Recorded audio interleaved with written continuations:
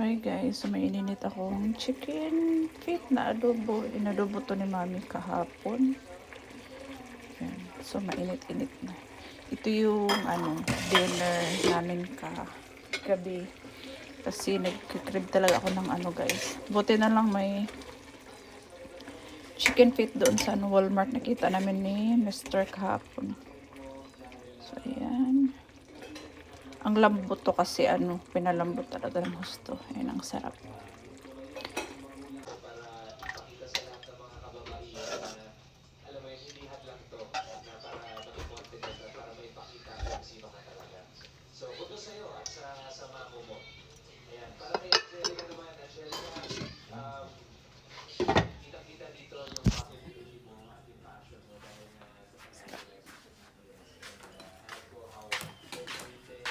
Kaya kagabi nagkamay talaga ako kumakain dahil nagkikrib ako ng chicken feet na adobo. Yums. So ayan guys, yung rice na kakainin ko is yung fried rice. Then nagkontrol ako sa rice kasi kailangan nating hindi naman yung diet control lang sa rice para hindi tayo tataba ng gusto.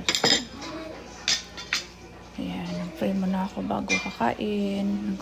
Pasalamat kay Lord na yung pasta guys, yung shell pasta. And then naglagay din ako ng pasta kasi gawa yan ni Mr. kagabi yung pasta, hindi inalao.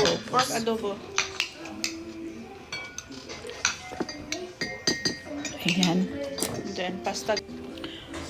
So yun ang lunch ko. Yan, chicken feet, pasta, and then konting rice. So ayan, kain tayo guys. Yan, pag talaga pag chicken feet, sarap kamay. Ayan. So ayan guys, sinisip-sip ko talaga yung yung buto ng chicken feet. Pag pag chicken feet talagang kamayan na walang kutsara-kutsara. Ganyan ako. Ayan, tahimik lang ako kumakain while nanood ng it's showtime. So, hindi napag-isip ako niya, naalala ko sa Pinas, nagluto ko ng chicken feet na doon kami sa payag sa labas ng bahay.